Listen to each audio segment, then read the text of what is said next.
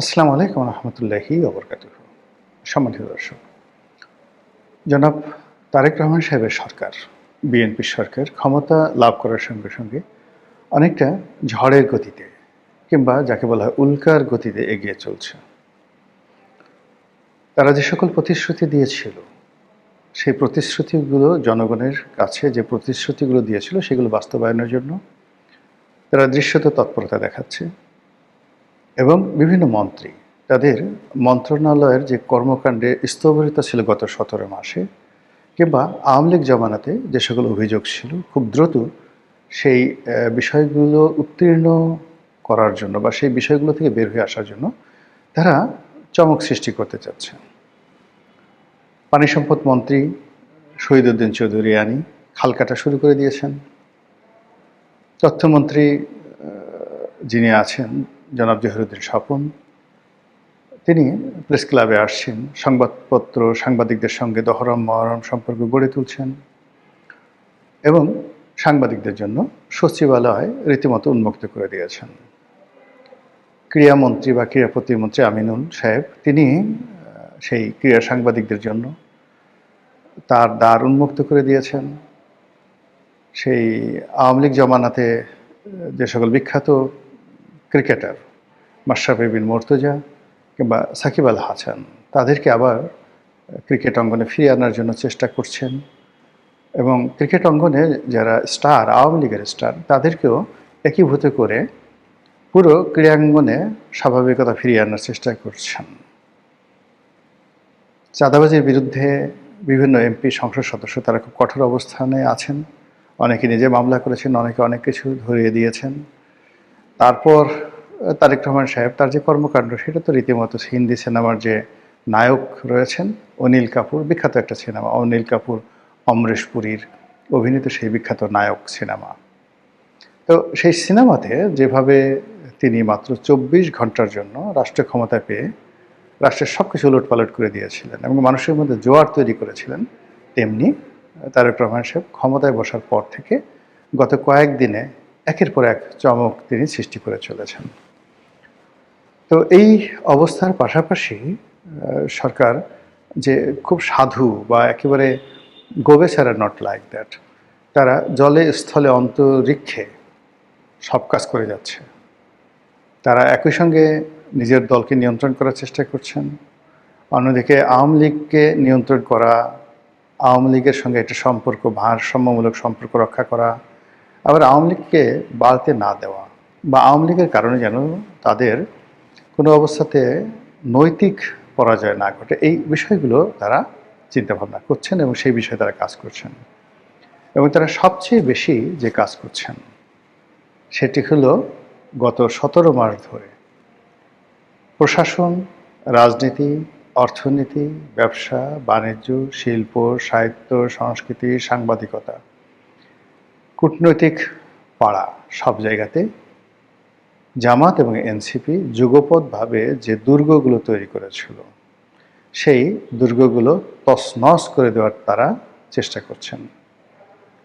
যেখানে জামাতের লোক ছিল, যেখানে এনসিপির লোক ছিল, কিংবা জামাত এনসিপিকে রাজি খুশি করিয়ে এমনকি অর্থের বিনিময়ে যারা বড় বড় পদপদবিতে বসেছিল তাদের সবাইকে টার্গেট করে একটা বিরাট অংশকে ইতিমধ্যে ঝেঁটিয়ে বিদায় করে দেওয়া হয়েছে।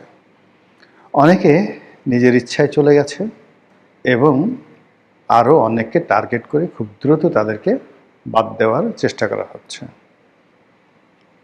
গত ১৭ মাস ধরে ঢাকা বিশ্ববিদ্যালয়ের ভাইস চ্যান্সেলর এবং আইসিটির যিনি চিফ প্রসিকিউটর জনাব তাজুল, তারপর শিশির মনির, এদের নামগুলো যেভাবে আসছিল গত ২ দিনের মধ্যে এই নামগুলোর মোটামুটি একটা দফা রফা বিএনপি করে দিয়েছে।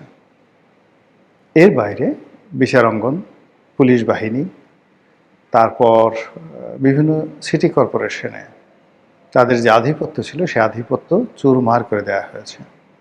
সকল সিটি কর্পোরেশনগুলোতে তাদের পছন্দের মানুষ প্রশাসক নিয়োগ করা হয়েছে এবং এ সকল সিটি কর্পোরেশন নির্বাচনের আগেই সেই সিটি কর্পোরেশনের প্রশাসনিক কর্মকাণ্ড, ব্যবসায়িক কর্মকাণ্ড এবং সে সিটি কর্পোরেশন এলাকায় বসবাসরত জনগণের উপর বিএনপির আধিপত্য এবং প্রভাব এই দুটো বিস্তার করার জন্য তারা কাজ করে যাচ্ছে। খুব সতর্কতার সাথে তারা চীনের সাথে সম্পর্ক স্থাপন করার চেষ্টা করছে, পাকিস্তানের সাথে সম্পর্ক স্থাপন করার চেষ্টা করছে, আর ভারতকেও কিন্তু তারা ছেড়ে দিচ্ছে না। কিন্তু এক্ষেত্রে যে সমস্যাটা আমি দেখতে পাচ্ছি সেটি হলো, যেভাবে সেনাবাহিনীতে পরিবর্তন করা হয়েছে, এতে স্পষ্টতই সেনাবাহিনীর মধ্যে যে ভারতীয় লবিস্ট গ্রুপগুলো ছিল তারা মারাত্মক দুর্বল হয়ে পড়েছে। তো ভারতের সাথে যদি বিএনপির সম্পর্ক হয়ও, সেই সম্পর্ক দিয়ে ভারত অতীতে আওয়ামী লীগের উপর যে প্রভাব বিস্তার করতে পেরেছে বা আওয়ামী লীগকে দিয়ে যে কাজগুলো করাতে পেরেছে সেই কাজগুলো তাদের পক্ষে করানো সম্ভব হবে না। এটাই রূঢ় বাস্তবতা।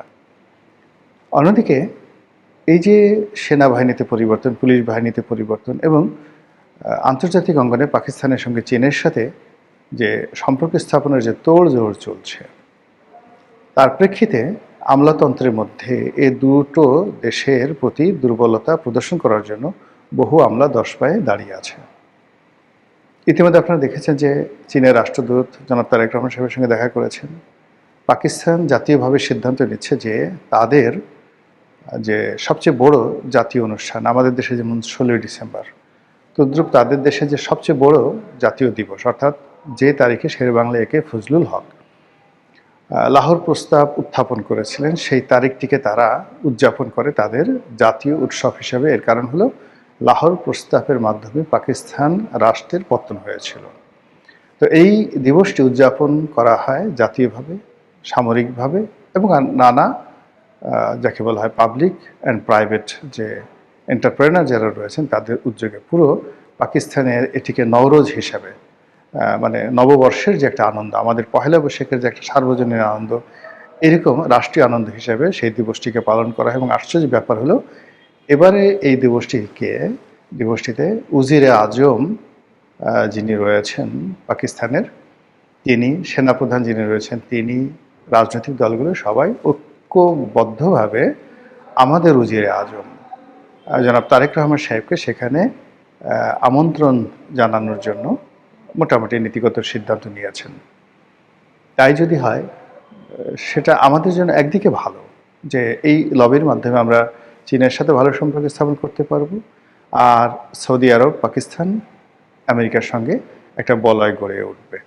ভারত রাগ হবে কিন্তু কিছু করতে পারবে না। এখন তারেক রহমান সাহেব যাবেন কি যাবেন না, বা এই আমন্ত্রণ যদি আবার গ্রহণ না করেন সেটাও কিন্তু তার জন্য ঝামেলা হয়ে যাবে। তো সব মিলিয়ে বঙ্গবন্ধু একবার কিন্তু এরকম বিপদে পড়েছিলেন। যখন ওআইসির সম্মেলন শুরু হলো স্বাধীনতার পর, বঙ্গবন্ধু চাইলেন যে তিনি সেখানে যাবেন, ভারত বলল যে না, তুমি যেতে পারবে না। এটা বঙ্গবন্ধুর জন্য খুব অসম্মানজনক ছিল। তো তিনি সঙ্গে সঙ্গে জুলফিকার আলী ভুট্টোকে বললেন যে ভুট্টোকে তিনি তুমি করে বলতেন, তো ভুট্টো তুমি আমাকে স্বীকৃতি দাও, তাড়াতাড়ি আমি পাকিস্তান আসবো। That was the relationship of a leader. তিনি বললেন যে নুসরাত কেমন আছে, মানে জুলফিকার আলী ভুট্টোর ওয়াইফ, নুসরাত কেমন আছে, বেনজির কেমন আছে, আমি আসবো, ওআইসিতে অংশগ্রহণ করব, তুমি আমাকে তাড়াতাড়ি স্বীকৃতি দাও। সেভাবে তাকে স্বীকৃতি দেওয়া হলো, তিনি ওআইসিতে গেলেন। এই যে ভারতের সাথে সম্পর্ক নষ্ট হলো, যার জন্য তার জীবন দিতে হয়েছিল। তো সেই জমানা কিন্তু এখন আর নেই। কিন্তু এখন জনাব তারেক রহমান সাহেব যদি ভারতকে ভয় পান, আবার আমেরিকাকেও ভয় পান, পাকিস্তানের সঙ্গে সম্পর্কে এক পা এগোতে চান, তাহলে তিনি সব কুল হারাবেন। তার কাছে দুটো অপশন। একটা অপশন হলো যে আওয়ামী লীগকে নিয়ে মিলেমিশে রাজনীতি করবেন ভারতের সাহায্য সহযোগিতা নিয়ে, এটা তার টপ প্রায়োরিটি। আর এই টপ প্রায়োরিটি করতে গিয়ে অন্যান্য যে শক্তিগুলো রয়েছে, আন্তর্জাতিক শক্তি আছে, তাদের সঙ্গে একটা জাস্ট সহনশীল সম্পর্ক রাখবেন। আর দ্বিতীয়ত হলো যে তিনি বর্তমানে যারা বিরোধী দল আছে, জামাত, তাদেরকে পরিপূর্ণভাবে তিনি মদত দেবেন জামাতকে শক্তিশালী করার জন্য, আওয়ামী লীগের বিকল্প শক্তি হিসেবে গড়ে তোলার জন্য, এবং একটা রিয়েল অপোজিশন পার্টি হিসেবে তার যে সকল সুযোগ সুবিধা দরকার রাষ্ট্রের পক্ষ থেকে সেই সুযোগ সুবিধা দিয়ে জামাতকে এতটা বিরোধ করে তুলবেন যে জামাতের অ্যাক্টিভিটিস দেখে লোকজন মনে করবে যে বাংলাদেশে এরা সত্যিকার বিরোধী দল, এখানে আওয়ামী লীগ দরকার নেই, আওয়ামী লীগের প্রয়োজনীয়তা নেই। এটা করবেন। আর পাকিস্তানের সাথে কৌশলগত সম্পর্ক করবেন, চীনের সঙ্গে কৌশলগত সম্পর্ক করবেন, আর আমেরিকার ডোনাল্ড ট্রাম্পের সঙ্গে কৌশলগত সম্পর্ক করবেন। আর এই ধারাবাহিকতায় কাতার, সংযুক্ত আরব আমিরাত এবং সৌদি আরব, এই রাষ্ট্রগুলোর সঙ্গে তার একটা ভালো সম্পর্ক হবে। এবং দ্বিতীয় ফেজে গিয়ে ইরান থাকবে কিন্তু চীনের মাধ্যমে, আর তুরস্কর সাথে তার একটা আলাদা সম্পর্ক গড়ে উঠবে। এই দুটো পন্থা ছাড়া তারেক রহমান সাহেবের আর কোনো বিকল্প নেই। আর এই কাজগুলো তাকে করতে হবে কিন্তু ঝড়ের মতো। বাংলাদেশে তিনি যে কাজগুলো ঝড়ের গতিতে করার চেষ্টা করছেন, এগুলো শুধু চমক সৃষ্টি করবে কয়েকদিন, কিন্তু লং রানে রাষ্ট্র পরিচালনায়, সরকারের স্থিতিশীলতা রক্ষায় কিংবা তার যে সত্যিকার ইমেজ রক্ষা, এটা হবে না। তাকে এই মুহূর্তে আন্তর্জাতিক অঙ্গনে একটা সিদ্ধান্ত নিতে হবে, এসপার নয় ওসপার, তিনি জিতবেন অথবা তিনি পরাজিত হবেন, তিনি সাহসী হবেন অথবা তিনি নতজান্য হবেন, এর মাঝামাঝি কোনো জায়গা নাই। তো এই কাজগুলো চলছে। নতুন সরকার একটা নির্দিষ্ট সময় পর্যন্ত আমাদেরকে সময় দিতে হবে, হানিমুন পিরিয়ড যেটাকে বলা হয়। আদারওয়াইজ সরকারও ভালো কাজ করতে পারবে না, আমাদের দেশের কোনো উন্নয়ন হবে না।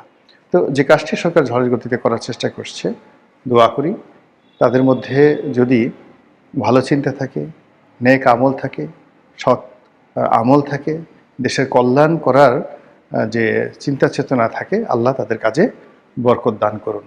আর যদি তাদের দুরভিসন্ধি থাকে, মুনাফিকি থাকে, দুষ্ট বুদ্ধি থাকে, দেশ থেকে টাকা পাচার করার ধান্দা থাকে, বিরোধী দলকে মেরে কোটি কোটি করার ধান্দা থাকে, আল্লাহ যেন তাদেরকে হেদায়েত দান করে, আর তাদের এই দুষ্কর্ম যেন একেবারে বাসর ঘরই আল্লাহ তার আপন শক্তি দ্বারা দমন করে দেন। আসসালামু আলাইকুম রহমতুল্লাহি ওয়া বারাকাতুহু।